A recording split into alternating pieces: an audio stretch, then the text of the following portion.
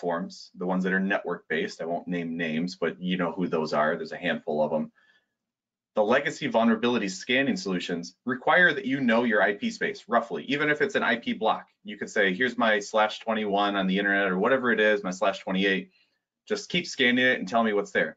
But what if you have assets that fall outside of the known?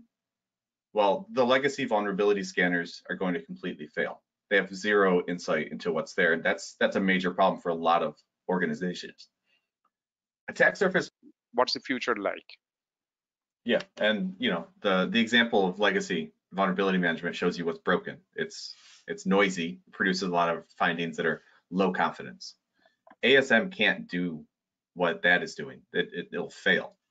So ASM, even though it discovers even more assets, more broadly, more comprehensively, through two methods of interaction with those remote assets, either passive, which is similar, not the same, but similar as the legacy vulnerability management, or active assessments, meaning assets been identified. Okay, now let's kick off some programmatic thing that's going to go out and interact with the asset and observe its behaviors. Does it respond with a SSL, an SSH login? Does it give me back a banner?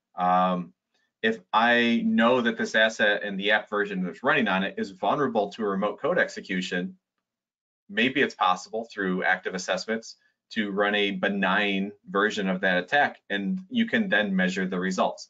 That's a very specific example, but some ASM solutions are able to go out and do that. And so now what you end up with is, instead of legacy vulnerability management with 20